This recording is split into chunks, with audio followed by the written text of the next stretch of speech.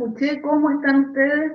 Mari Compuché, estamos iniciando este programa de Notran Constituyente, así que les damos la más cordial bienvenida a todas y a todos ustedes que se están conectando a través de el Facebook Live de EcoTV Producciones. Para nosotros este programa resulta muy importante, ya que como medio independiente queremos rescatar las voces y los diálogos de lo que está ocurriendo en este territorio luego del estallido social de octubre del 2019, que se transformó en una fecha ícono para el movimiento social y también para el país, logrando transformar y llevar las demandas a un proceso constituyente que se avecina. Para nosotros también como medio independiente es muy importante que sigamos, a pesar de la pandemia, de la crisis social, sigamos contribuyendo, como siempre, al trabajo de visibilizar las voces que no muy a menudo son visibilizadas en los medios de comunicación tradicionales.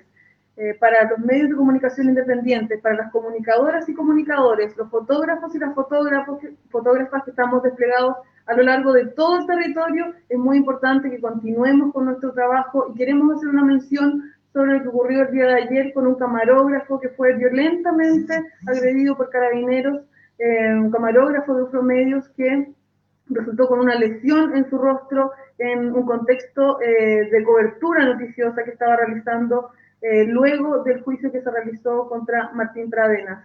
Para nosotros, los medios de comunicación independientes, esta no es una realidad ajena, sin embargo, queremos enviar nuestra solidaridad, nuestro apoyo al colega, camarógrafo y también enviar un saludo de fuerza y Nehuen para todos los compañeros y compañeras que desde distintos territorios están haciendo comunicación social y comunicación desde un punto de vista crítico y también humano. Queremos partir este programa y tenemos grandes invitados y también invitadas. Vamos a partir con Giovanna Tafilo. Ella es la vocera del Machi Celestino Córdoba y ha estado encabezando este proceso de vocería y visibilización de lo que está ocurriendo con el Machi y con los presos políticos. Queremos agradecerle a Lamien por haberse conectado. ¿Cómo está hoy día? Mari Lamien. También tenemos... sí, la escuchamos. No, sigue nomás. También hoy día nos acompaña Felipe Valdebenito, un colega, periodista, expresidente de la Federación de Estudiantes de la Universidad de la Frontera, hace muchos años ya, ¿o no, Felipe? Y también está en la Alcaldía Constituyente. Felipe, bienvenido y gracias por participar en este proyecto como panelista en este plan constituyente. Gracias, Carol, Mari Lamien, Mari Compuchea, a quienes están viendo, saludar a todas y todas y agradecido del espacio que se da para volver a conectarse con ese territorio que nos conoce tanto y que, como tú decías, hace tanto tiempo nos tuvo ahí en la UFRO también. Sí, y se acaba de conectar Fernando Atria, los saludamos desde la Futagua Ría, desde Santiago, se conecta Fernando Atria hoy día con nosotros, abogado constitucionalista, profesor de la Universidad de Chile, para hablar sobre el tema de las pensiones que durante ya más de 3 semanas ha tenido un alcance y ha estado en la agenda noticiosa, producto de lo que significa el modelo AFP, cómo han sido las manifestaciones constantes sobre este modelo, así que le damos la bienvenida también, Fernando, a este programa. ¿Nos escucha bien? Hola, Carol. Hola, Fernando. La verdad es que la conexión no es la mejor, así que no estoy escuchando todo perfecto, pero quiero saludarlos. Feliz de estar con ustedes, Felipe, Giovanna, un gusto. En este día tan importante, el día de una primera gran victoria contra la AFP. Sí, sí. Bueno, vamos a partir, hoy día tenemos un programa que tiene temas muy importantes. Por un lado, vamos a hablar con la Lamien Giovanna sobre lo que ya adelantábamos, los presos políticos mapuches, la situación de huelga de hambre en la que se encuentran, y también no queremos dejar pasar el acontecer noticioso, la contingencia del día de ayer, lo que ocurrió con este fallo, ¿cierto?, que decretó arresto domiciliario para Martín Pradenas, que está acusado de delitos de abuso sexual y también de violación. Yo creo que en general para los movimientos feministas y también para todas las mujeres que espontáneamente salieron a las calles el día de ayer, fue realmente una señal que fue una muy mala señal, que en el fondo hace que las víctimas no se atrevan a denunciar y que se continúa con esta injusticia, ¿no? Y para eso queremos pasar a leer, les voy a leer brevemente una declaración de una de las abogadas, parte de Abofem y también de Mujeres en Resistencia del Pueblo Mapu, Vivian Palacios, quien comentó en una entrevista con un medio, la directa.cl. Ella dijo que había sido una jornada extensa, agotadora y dolorosa, donde tal como ocurrió en el caso de Návila y también en el caso de La Manada, dice ella, tuvimos que volver a soportar abogados con graves deficiencias formativas y éticas que culpabilizan a las víctimas de violencia sexual. Es desalentador el criterio que ha tenido el tribunal en cuanto a declarar la prescripción para 2 de las víctimas y una posición jurídica que ellas obviamente no comparten. Además, ella dice que esperan que se vuelva a reinstalar el foco de la discusión en el sistema patriarcal y la violencia estatal estructural que reproduce los sesgos y el estereotipo al momento de impartir la justicia. No queríamos dejar de mencionar eso porque ayer vimos que también fue muy masivo en general las movilizaciones y también sobre cómo se imparte la justicia, ¿no? En este territorio sabemos también, Joana, que es un territorio en que la justicia tiene muchos, en algunos casos no actúa de la misma forma, ¿no?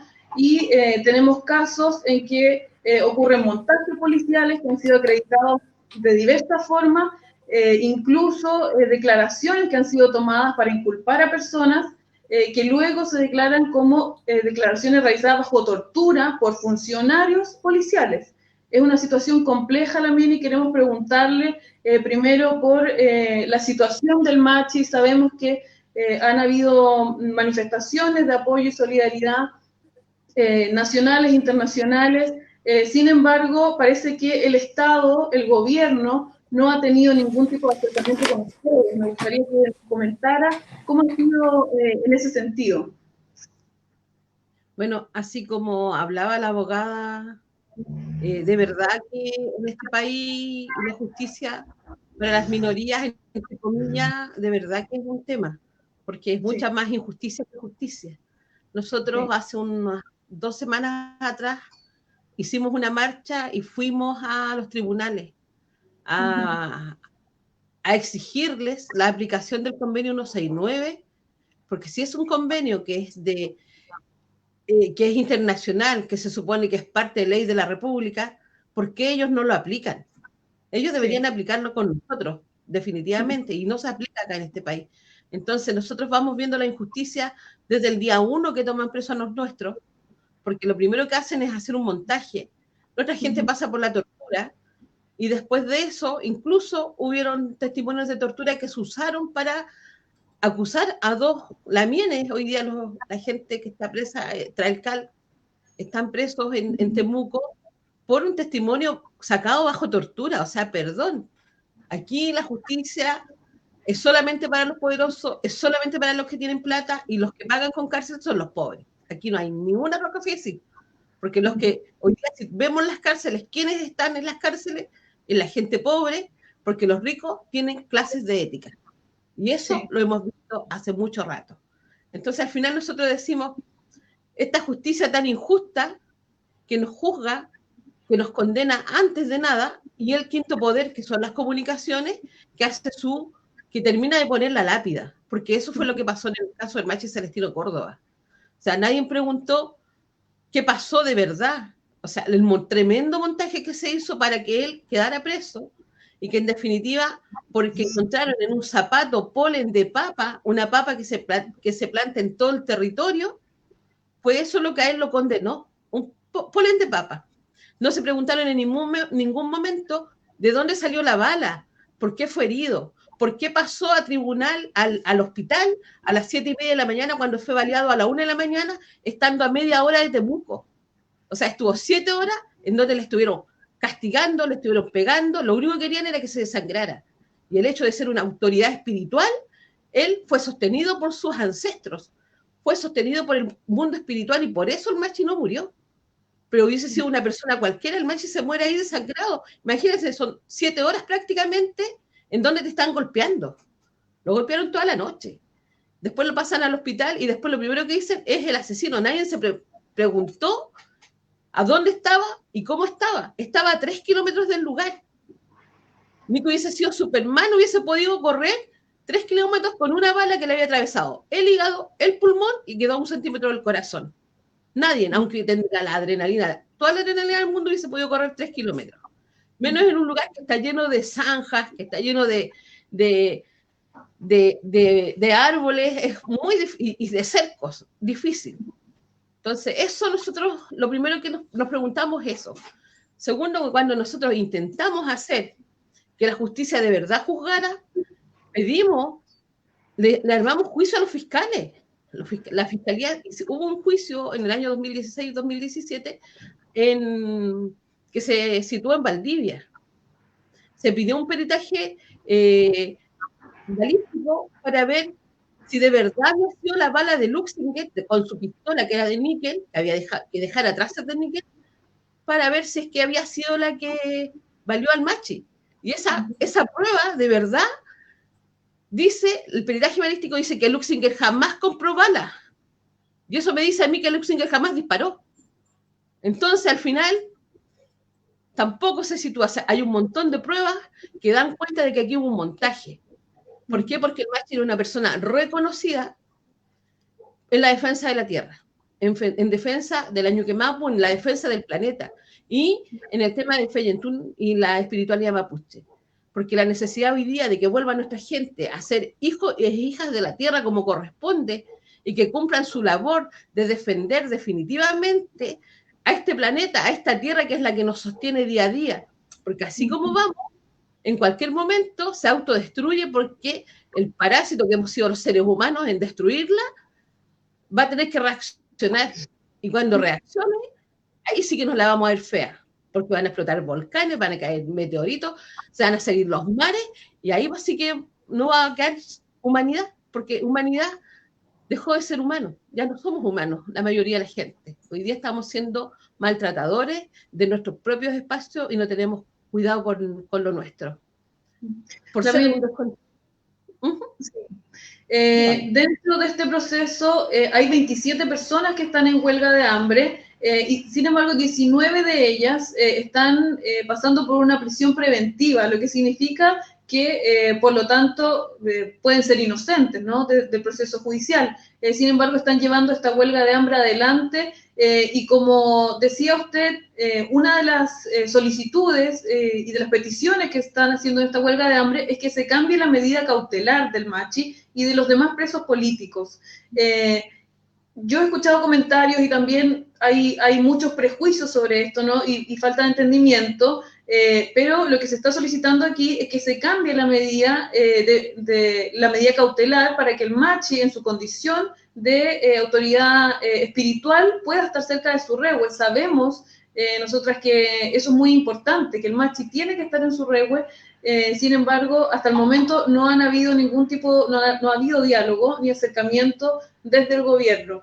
Me gustaría preguntarle, Lamien, porque durante el estallido social, por todos lados la bandera mapuche se convirtió en un ícono, ¿no? Y dentro de las otras demandas, y que también aparece y que ustedes han impulsado, es que los presos políticos de la revuelta también tengan medidas cautelares diferentes a estar en prisión, tomando en consideración la situación de pandemia en la que estamos, de crisis, ¿no?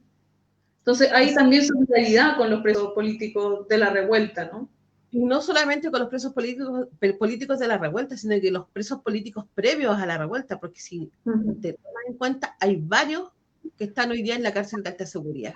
Tenemos presos, lamienes, que si bien no son mapuches, tenemos una misma lucha, que es la lucha social por la defensa, por la justicia, por la recuperación de la vida y por tener mejores condiciones de vida. No solamente el que tiene plata pueda tener una casa calentita. Todos tenemos derecho a tener salud, a tener vivienda, a tener las cosas mínimas que se necesitan en una buena alimentación. Y nosotros, el Machi, cuando se plantea en esos términos, se plantea pensando no solamente en los presos de origen mapuche, sino que también en los no mapuches, por un lado, y por otro lado, cuando él plantea la necesidad de ser trasladado a los centros de educación y trabajo, en caso de que no puedan ser llevados a sus casas, y no solamente los de causa mapuche, sino que también los de la causa no mapuche, porque la mayoría sino bien todos los presos sociales hoy día son producto del empobrecimiento que hemos tenido.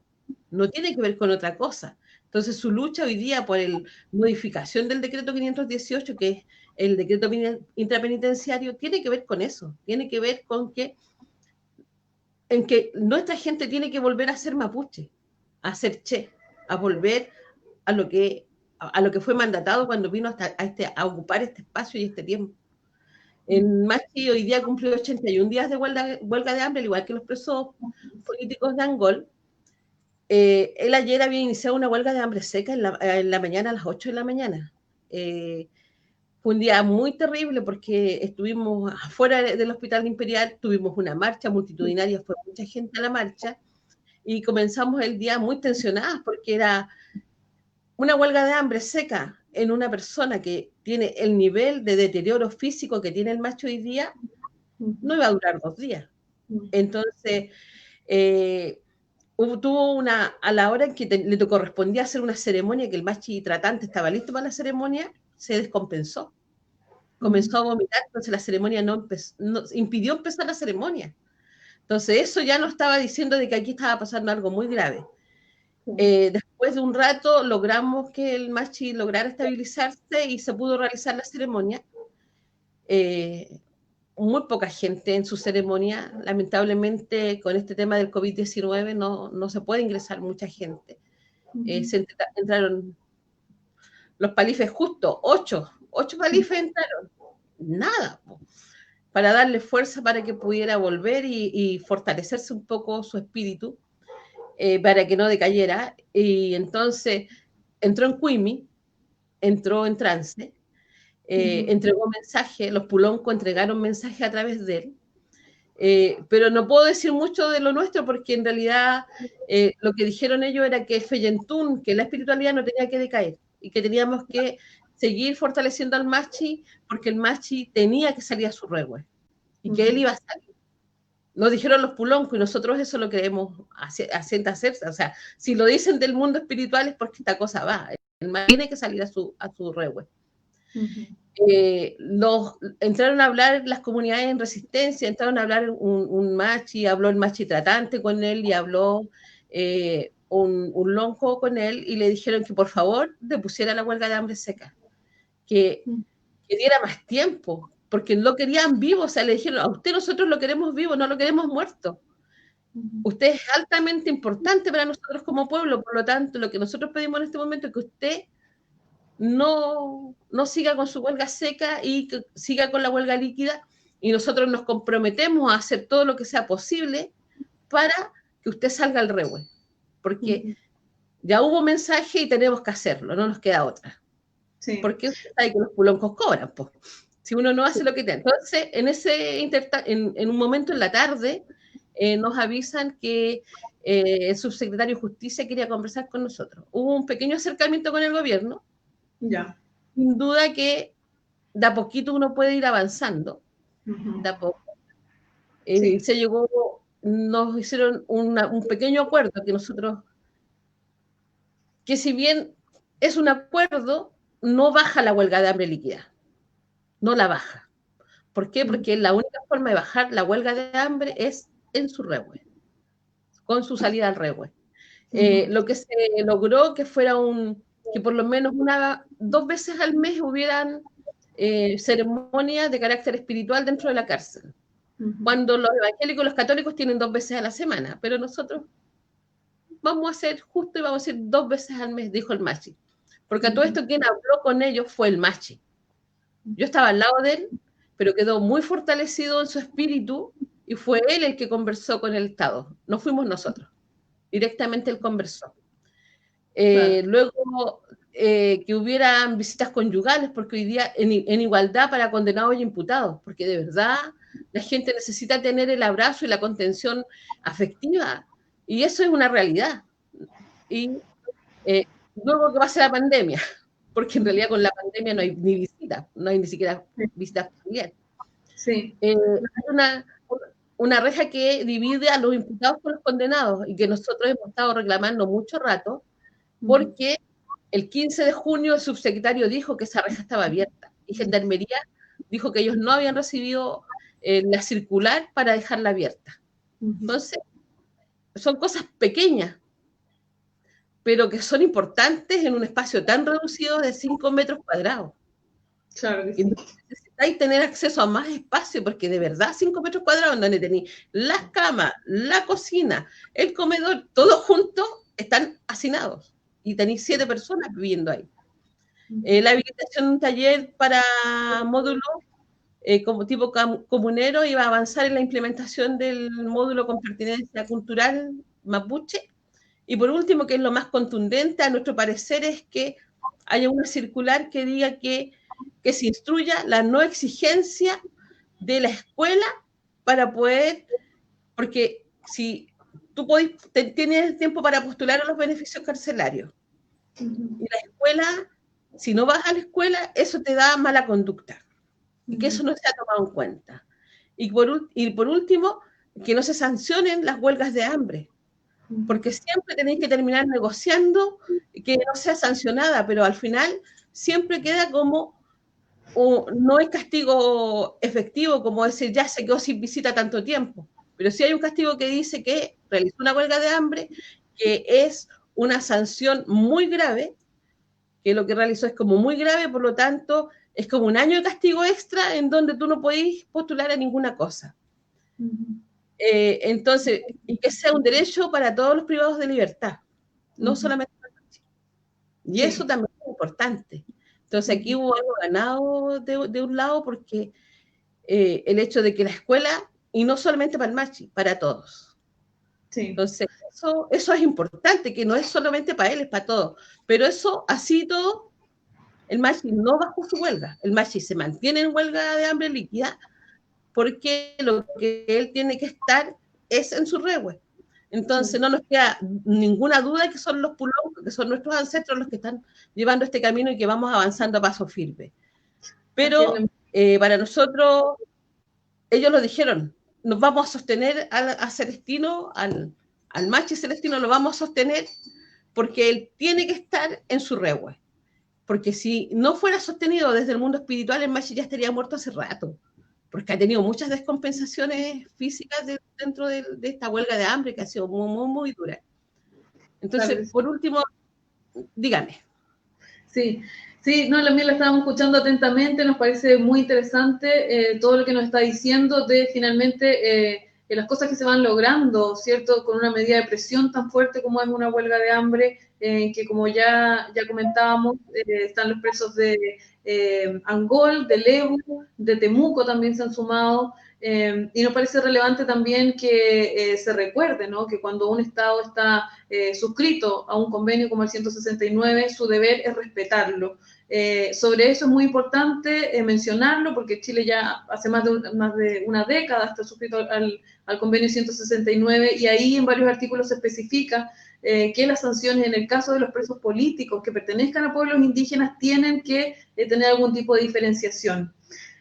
Así que también le agradecemos este contacto por haber conversado con nosotros, actualizarnos sobre lo que está ocurriendo luego de que el machi Celestino Córdoba asuma 81 días de huelga de hambre. Así que queremos agradecerle nuevamente por haber conversado y que envíe un mensaje final para quienes nos están sintonizando este momento. El machi dijo unas palabras bastante sabias el otro día.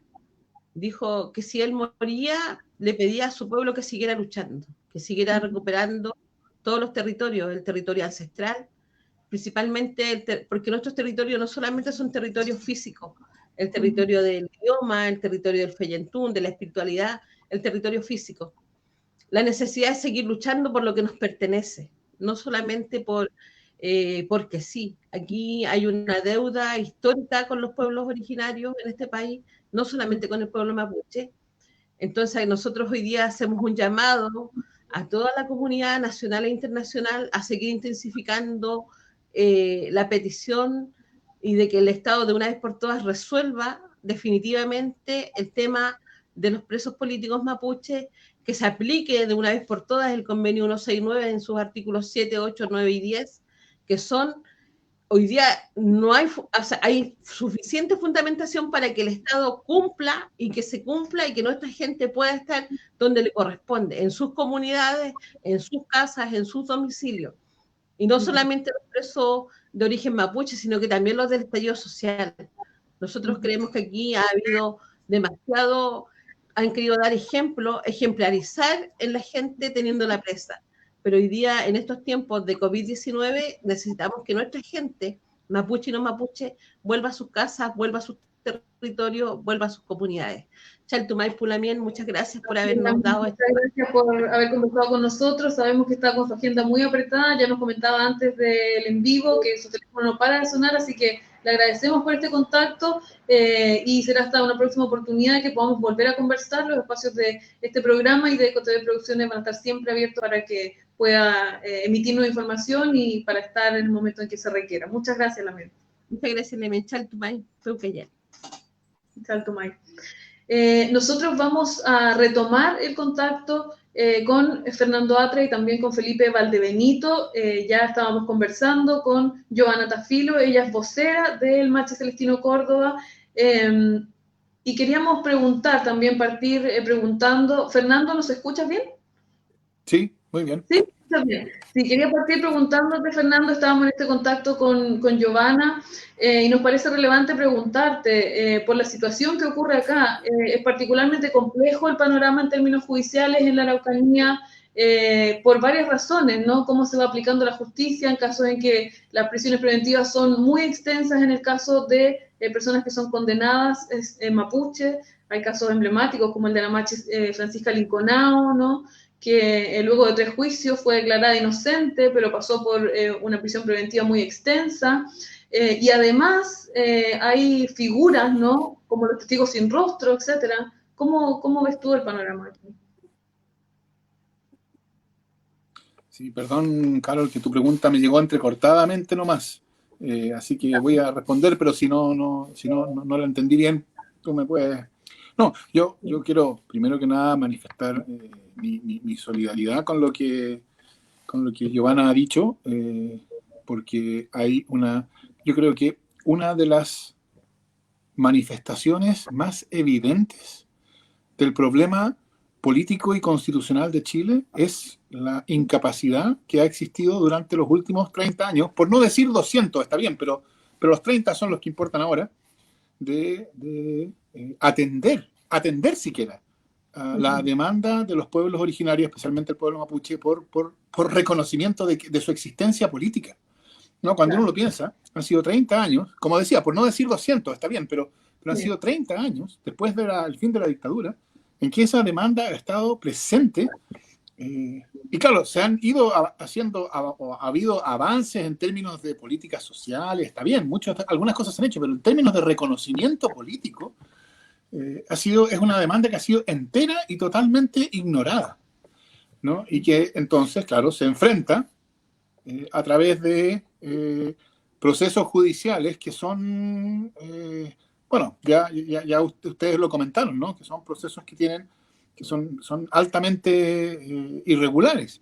Entonces, esta protesta, precisamente por eso yo creo que es totalmente justificada, y yo creo que una de las deudas principales que yo espero que la nueva Constitución responda es precisamente el reconocimiento de los pueblos originarios y en particular, bueno, el pueblo mapuche, que es prácticamente el 70% de las etnias originarias en Chile, ¿no? Entonces, ese creo yo esa va a ser una de las marcas de si la nueva Constitución es de verdad o no. Sí. Felipe, ¿se está conectando a la sintonía o aún no? Parece que aún no.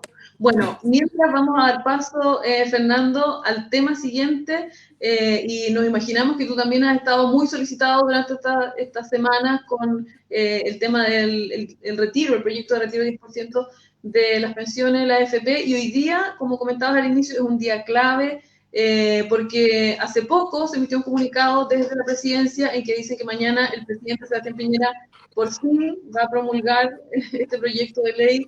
Y tú el otro día, y quiero buscar una frase que dijiste en un medio, pero era así como, en el fondo, este gobierno ya perdió, en el fondo, el rumbo y también la Constitución. O sea, lo que tú declarabas es que la Constitución, y este ha sido un primer paso para que se acabe definitivamente. Cuéntanos sobre eso. Sí, sí. No, yo creo que lo de hoy día ha sido épico, ¿no? De hecho, si uno lo considera, hoy día se votó en la Cámara de Diputados. Votaron 116 diputados a favor de esto. 116 diputados, son algo así como 3/4. Claro. O sea, es una cantidad enorme. Aquí, la presión del pueblo impuso, digamos, uno podría bien comparar esto con lo que ocurrió el 15 de noviembre, el acuerdo que abrió el proceso constituyente. Claro. ¿No? Y si uno los comparara, uno tendría que decir, entre comillas, acuerdo, el acuerdo de permitir el 10%, tiene muchísima más legitimidad que incluso el acuerdo del 15 de noviembre. O sea, lo que ha habido aquí es una demanda popular que ha sido canalizada eficazmente a través de la política institucional. Eso, que la política institucional pueda canalizar eficazmente demandas sociales, yo creo que eso es algo que prácticamente no lo conocíamos. No es parte de nuestra experiencia política. Nosotros no vemos a la política capaz de hacer eso, y por eso la política hoy día está tan deslegitimada, ¿no? Entonces, yo creo que lo de hoy día muestra, por contraposición, cuál es el problema con la política normal, pero también muestra una cosa, también es una manera de aprender cuál es la solución a nuestro problema. Porque, si tú me permites, Carol, fíjate tú que esta es la misma oposición que hace algunas semanas hacía el ridículo porque no era capaz ni siquiera de elegir una mesa en la Cámara de Diputados. No, en la Cámara de Diputados, el presidente de la Cámara de Diputados es de derecha, aun cuando ellos tienen minoría. ¿Por qué? Porque la oposición no fue capaz de unirse. Y esa oposición que no fue capaz ni siquiera de elegir un presidente de la Cámara, ahora es capaz de unirse. ¿Y por qué? ¿Por qué ahora se produjo esta convergencia de todos y que no había sido posible antes? Yo creo que la respuesta no es que ahora las bancadas o los dirigentes de los partidos conversaron y antes no habían conversado. No, esto muestra que esa convergencia se da cuando la política se deja interpelar por la demanda social. Es decir, cuando la política se convierte en un instrumento de esa demanda social, entonces esa demanda ordena y unifica. Y eso, creo yo, es el aprendizaje que tenemos que sacar de esto para el proceso constituyente. Es decir, es la demanda social por la nueva constitución la que va a ordenar lo que se necesita para que podamos tener una nueva constitución. Así que no, yo creo que esta es una cuestión de relevancia mayúscula. Es algo que no habíamos visto en 30 años. Y que ocurra justo antes del proceso constituyente, creo yo que es una... Es decir, estamos viendo cuál es la solución a nuestro problema.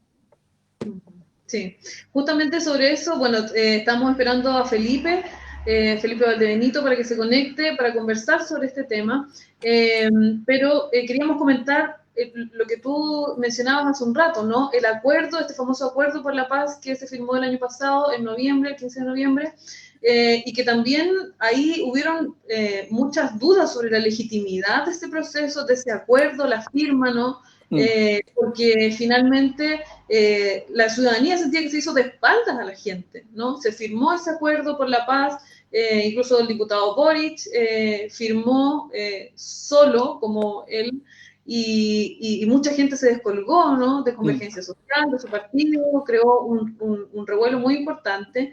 Y con el correr del tiempo, claro, ahora estamos a menos de 100 días para el plebiscito, pero ¿cómo lo has ido evaluando tú? ¿Cómo has ido sintiendo desde el proceso en que se firma ese acuerdo por la paz hasta el momento en el que estamos ahora? Sí, sí. Este es un punto bien importante, Carlos, porque yo entiendo que aquí hay entre quienes estamos por una nueva constitución, hay diferencias de opinión. Pero yo creo que deberíamos ser capaces de mantener esas diferencias de opinión, porque no van a desaparecer, sin que nos impidiera la convergencia en pos del objetivo común. Ahora, respecto de lo que tú me preguntas, yo lo que creo, y como te digo, yo sé que aquí hay diferencias, yo creo que el acuerdo del 15 de noviembre fue un triunfo del pueblo, no fue de la clase política. No es que la clase política haya hecho este acuerdo. De hecho, bastaba ver la cara que tenía la presidenta de la UDI, ¿no?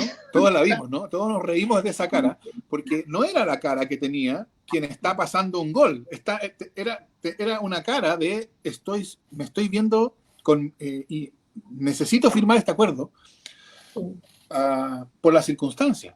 Yo creo que el acuerdo del 15 de noviembre es más o menos como el de hoy. Es un acuerdo obtenido por el pueblo. Está bien. Por cierto, en la negociación parlamentaria, cuando se obtienen estos triunfos, es posible que entren, por así decirlo, letras chicas. Y entonces hay una buena pregunta de dónde están las letras chicas, dónde están los problemas y qué hacemos con ellos. Esa es una pregunta enteramente legítima. De hecho, muy al principio, muy poco después del acuerdo, se empezaron a ver algunos de los problemas que los términos del acuerdo podían tener, ¿no? Que no iba a permitir una convención paritaria, ¿no?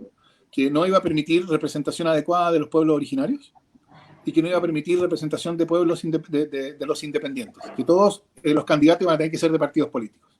Entonces, claro, una posibilidad habría sido decir, como habían algunos que decían que había que hacer, porque por esos 3 problemas vamos a salirnos del acuerdo. Otra posibilidad era decir, vamos a darle pelea para que esos términos del acuerdo sean ajustados a lo que Chile necesita. Y yo creo que en esto, la gran enseñanza la dio el movimiento feminista. Porque el movimiento feminista dijo lo segundo, dijo no va a haber una convención no paritaria. Pero eso no era para decir, y entonces, mientras no nos traigan una convención no paritaria, nosotros nos quedamos afuera. No hicieron eso. Esa no fue la actitud que tuvieron. Fue exigir que esa convención sea paritaria, ¿no? Y lo lograron. Yo diría, ese es el antecedente de lo que estamos viendo hoy día. Un caso del movimiento social, el movimiento popular, exigiendo y logrando algo ante una institucionalidad que se ve forzada a escuchar.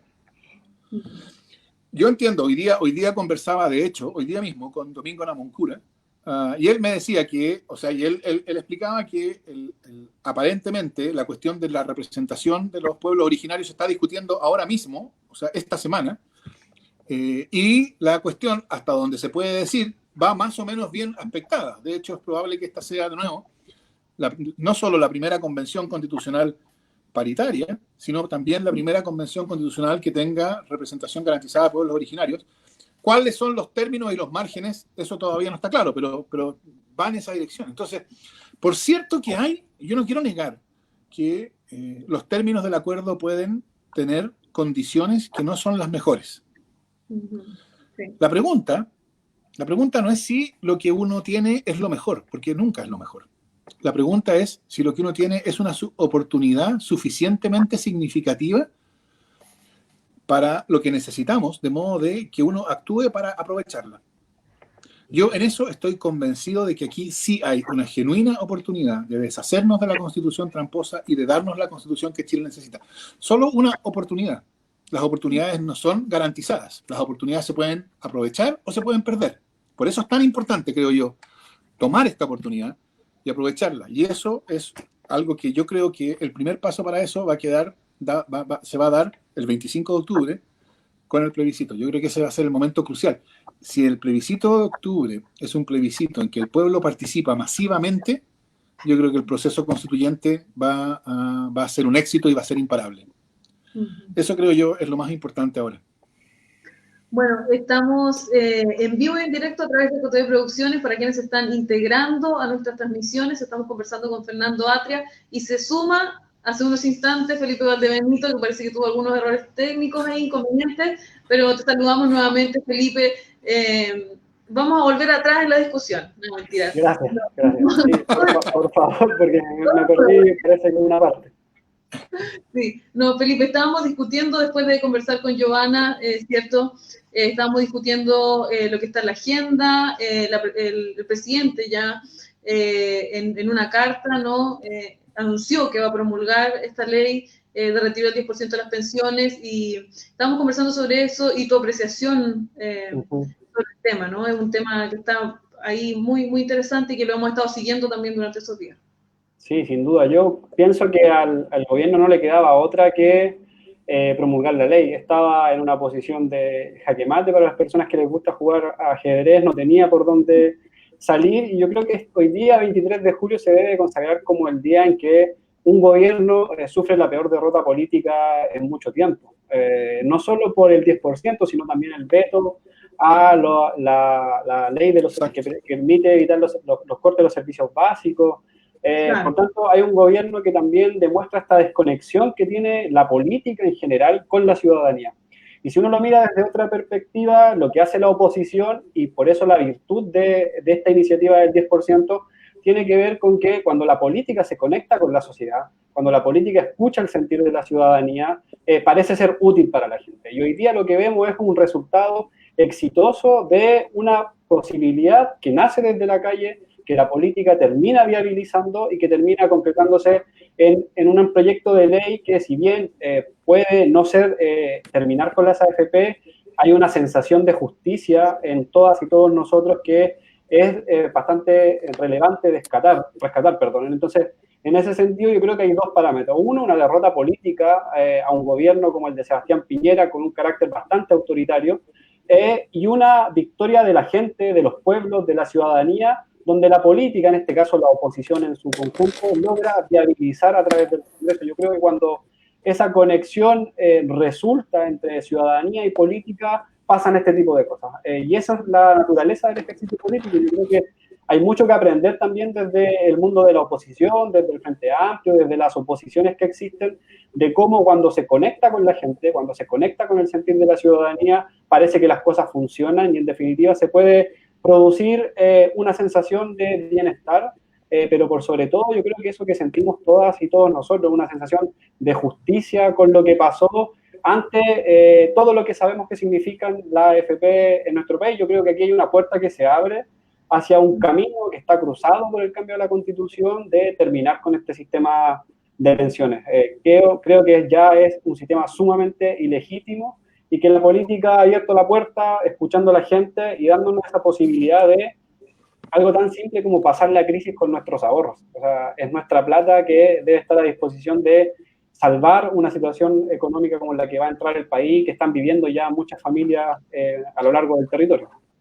Sí, a propósito de eso, y lo que dices tú, el otro día escuchaba un comentario de un conductor que decía, ¿en qué país estamos viviendo que tenemos que estar tan contentos por ocupar nuestros propios ahorros, bueno, quienes los tienen, de las pensiones, ¿no?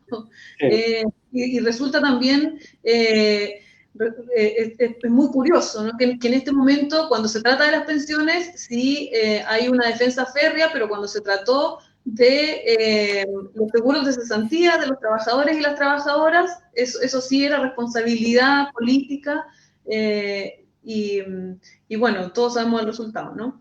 Entonces, estábamos conversando, Felipe, sobre también esta posición sobre la nueva Constitución. Tú inicialmente te mostraste contrario a este acuerdo por la paz y cómo se fue desarrollando, ¿no? Me gustaría que me contaras cómo ido desarrollando tu cultura.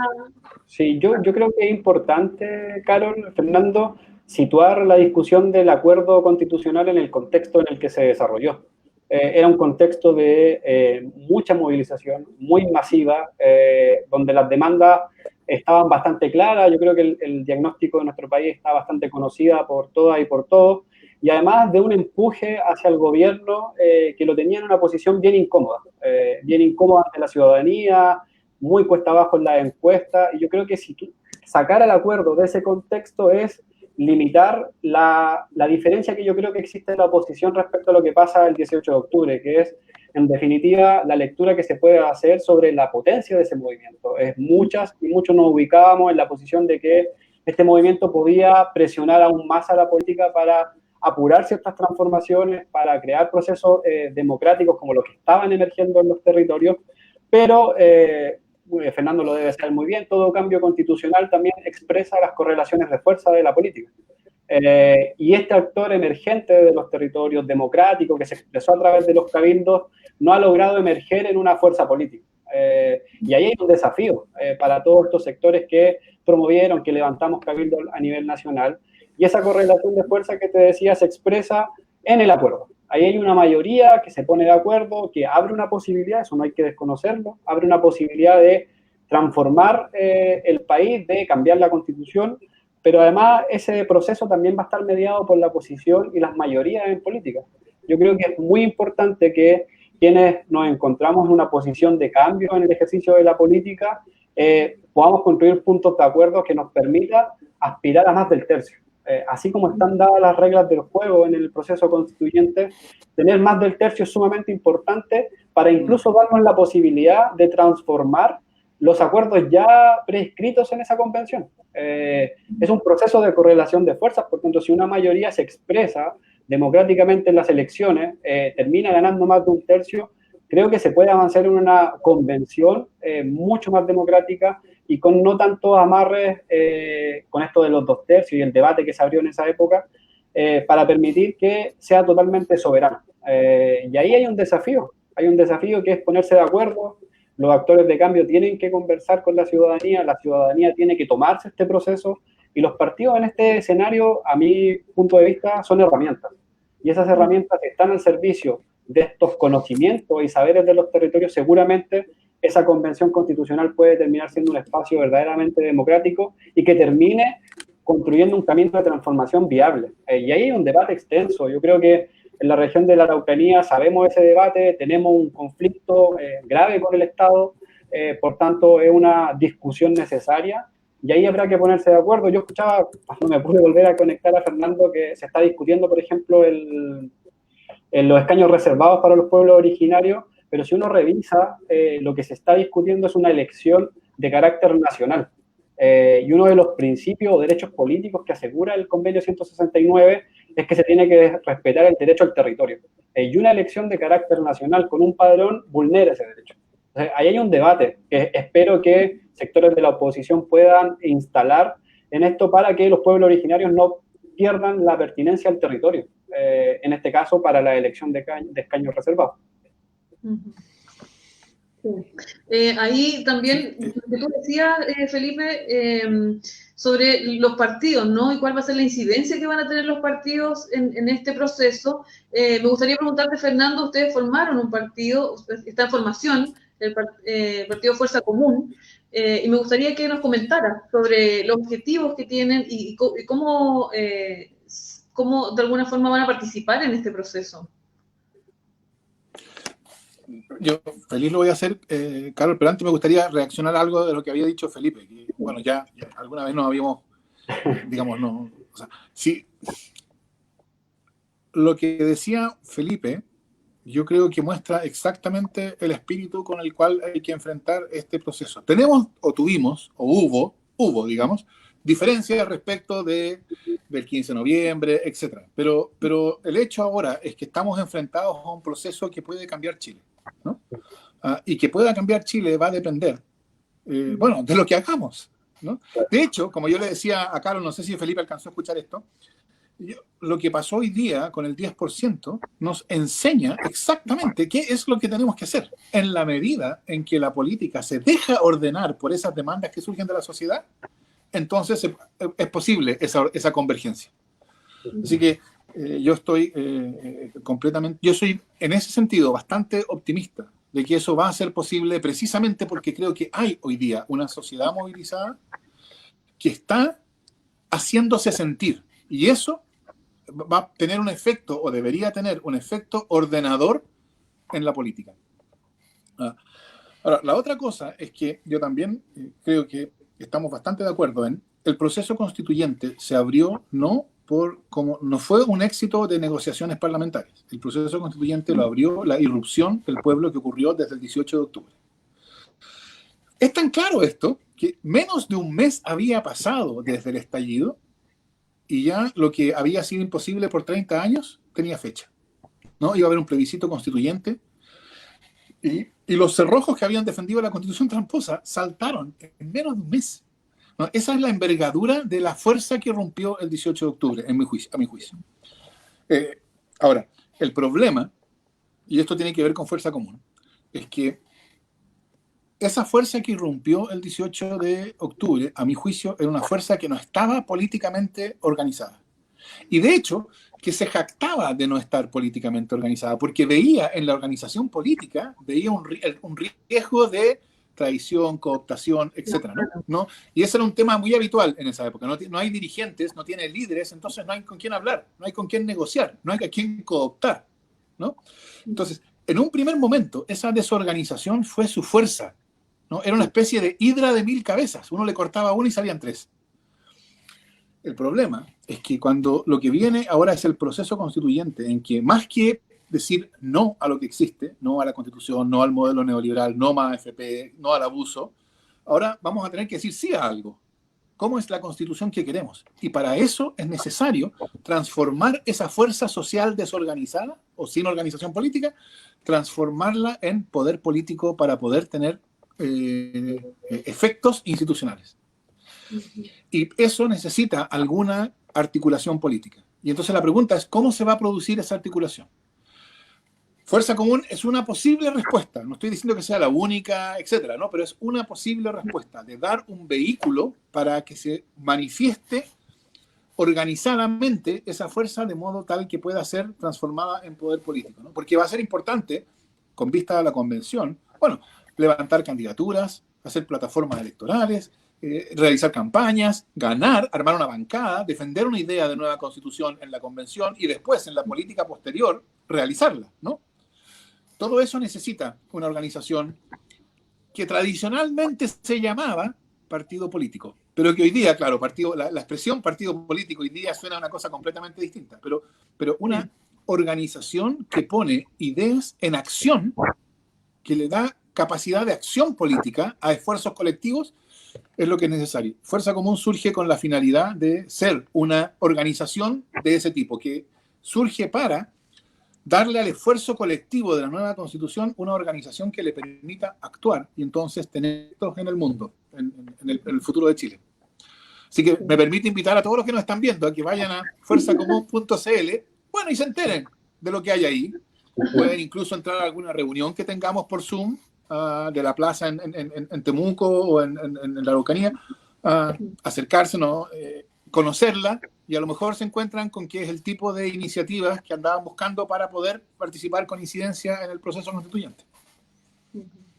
Bueno, vamos a hacer un alto para leer algunos de los comentarios que nos están llegando hasta ahora. Hay mucha gente que se está conectando, están enviando saludos desde acá a Fernando, a Felipe también. Hay algunos comentarios que están llegando medio desfasados sobre lo que estábamos conversando anteriormente con Giovanna Tafilo, y así.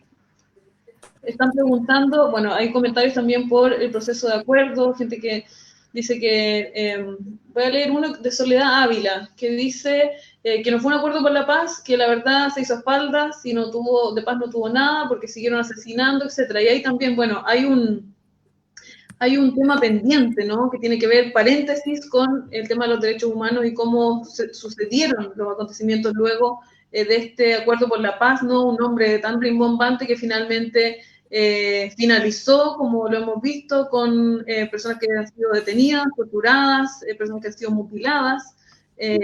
También ahí hay una deuda, ¿no? Hay responsables políticos y responsables también que de forma física cometieron atropello y violaciones contra los derechos humanos.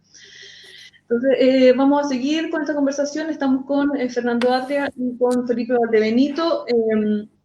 Felipe, ¿cuál es tu visión desde este territorio? Tú estás en un proceso también, ¿no?, político, ya entendemos lejos del Frente Amplio de Convergencia Social, y acá, bueno, luego del estallido social, y me imagino que como en todos lados, se levantaron muchas iniciativas populares, asambleas populares, cabildos, incluso en comunas muy pequeñas, ¿no? Había mucho interés por participar. Sin embargo, como decía Fernando, también eso tenía un poco de dispersión, ¿no? Pero se lograron juntar y conversar. Fue más bien como una catarsis, ¿no? Al inicio de soltar todas las cosas que se estaban sintiendo a partir de las injusticias que se viven en este país. Sí, yo comparto con lo que tú dices, Carol. Creo que lo que evidencia el 18 de octubre es la necesidad de conversar que tenía la sociedad chilena y los distintos pueblos que habitan este territorio. Creo que durante ese proceso se vivieron los espacios de democracia más amplios que no habíamos tenido en los últimos tiempos. Entonces, creo que ese detalle es sumamente importante porque además cuestiona la lógica en que se venía realizando la política habitualmente. Insisto en esta desconexión entre la sociedad y la política que era tan evidente, se quiebra el 18 de octubre y hay una posibilidad para que emerja esas nuevas formas que son más horizontales, que son menos estructuradas, que tienen una concepción de la democracia y de la disciplina incluso diferente, que yo creo que hay que recoger. Una nueva fuerza política tiene que hacerse cargo de eso. Y en este proceso, sin duda, vamos a encontrarnos con la posibilidad de que haya partidos que dejen de ser atractivos para la ciudadanía, emerjan otros. Yo creo que la apuesta que tiene Fernando es esa, que emerge un actor diferente en la política para hacerse cargo también de las críticas que tiene que responsabilizarse también el Frente Amplio. O sea, yo tenía militancia en Convergencia Social, nosotros nos fuimos de Convergencia para el acuerdo, y hoy día nos encontramos en este vacío de si las y los independientes, ¿dónde se pueden ubicar en este campo? El Frente Amplio es un lugar para estas personas, para nosotros, para nosotras, o no es un lugar en definitiva. Entonces, en esa búsqueda yo creo que nos encontramos en un proceso donde la emergencia de actores territoriales va a ser fundamental.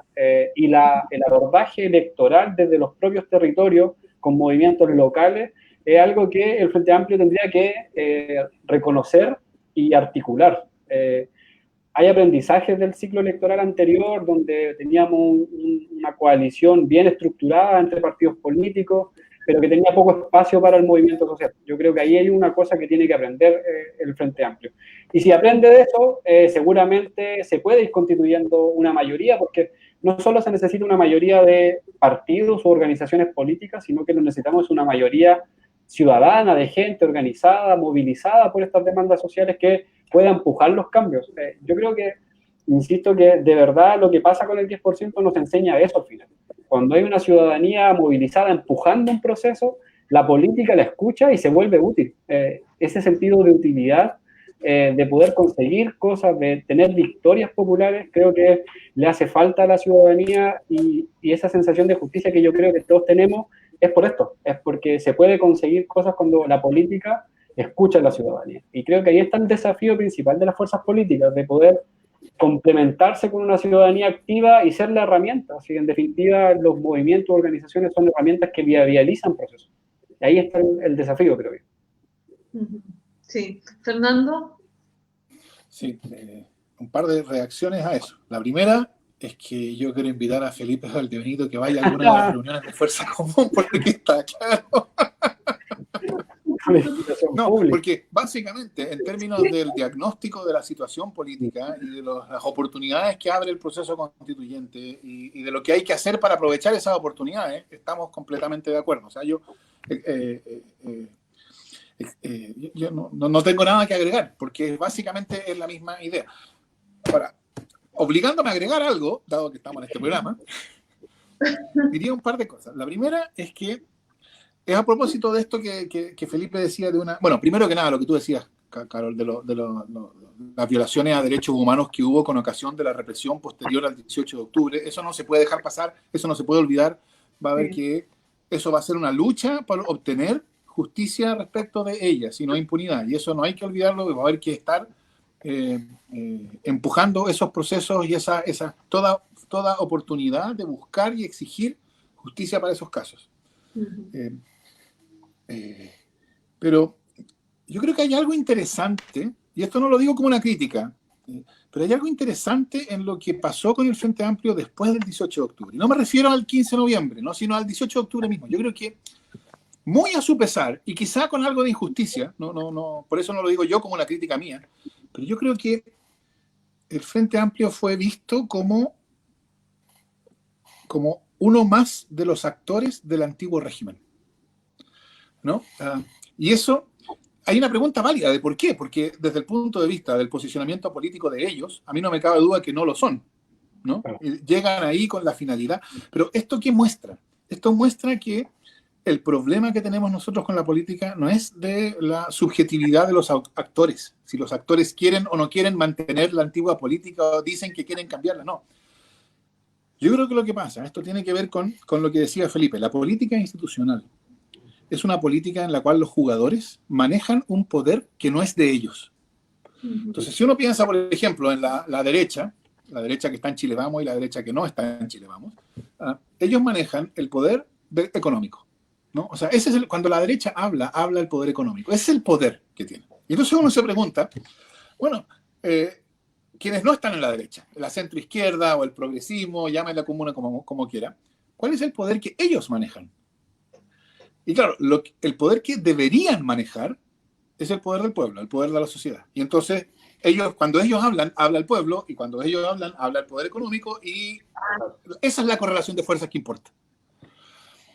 Hoy día, el problema que hay es que el vínculo entre la política institucional y la sociedad, el pueblo, está totalmente cortado.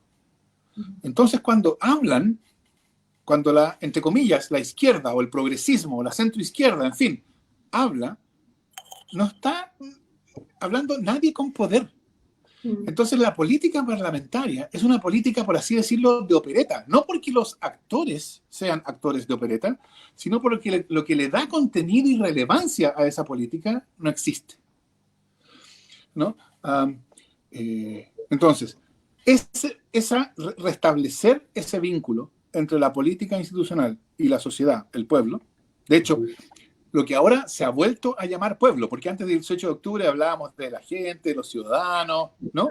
Claro. Después del 18 de octubre, tímidamente, el pueblo empezó a aparecer como actor.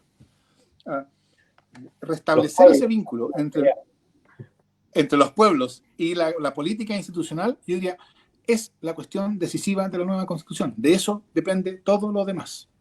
No es un ítem más, así como si uno tuviera que garantizar derechos sociales, asegurar reconocimiento del pueblo originario, restablecer la política y la relación entre la política y el pueblo y los pueblos. No, porque eso último es lo que va a habilitar todo lo demás.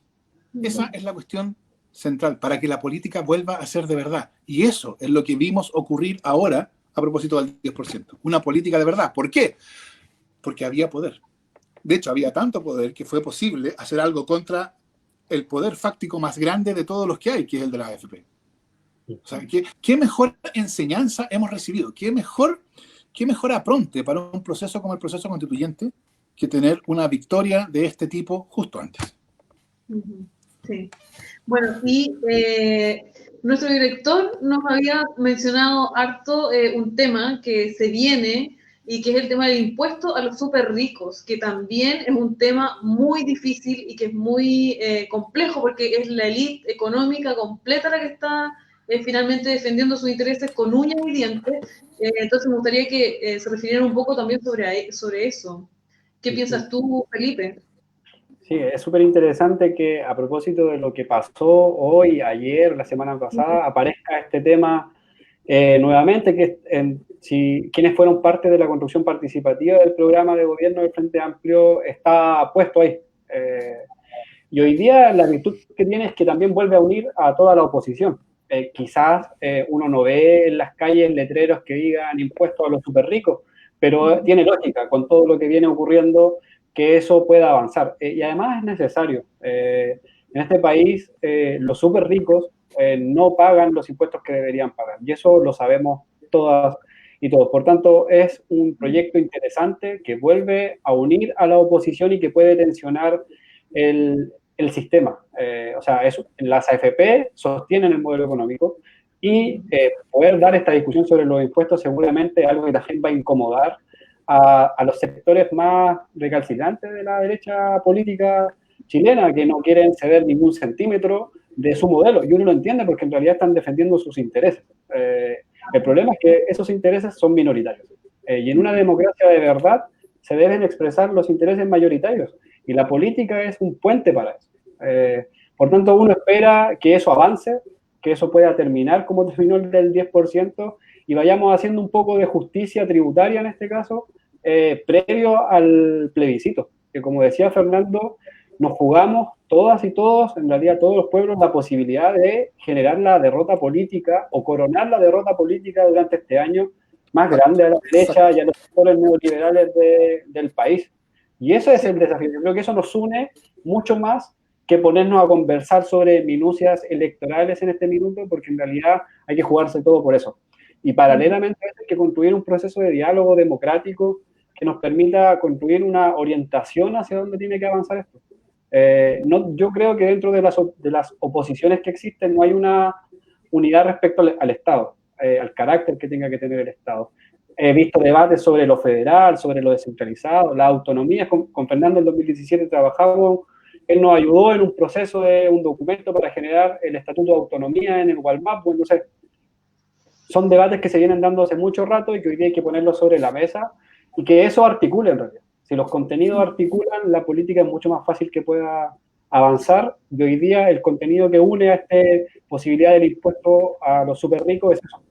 Esa posibilidad de la justicia tributaria une a la política y seguramente la ciudadanía también lo va a apoyar, porque también es un acto de justicia ante todas y todos. Sí, claro que sí.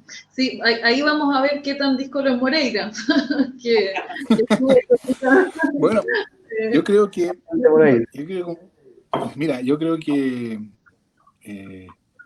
yo diría que las posibilidades de que pase lo del impuesto a los súper ricos son bien pocas. Pero, o sea, es que es improbable. Pero era mucho más improbable hace un mes que pasara el 10% de la AFP. O sea, claro, a eso hace un mes o un mes y medio yo habría dicho ninguna posibilidad bajo la tierra. Porque eso es lo que ocurre cuando se produce este fenómeno de que la política se convierte en el canal a través del cual se manifiesta esta demanda social. Que todos los criterios de posibilidad, factibilidad, se redefinen, ¿no?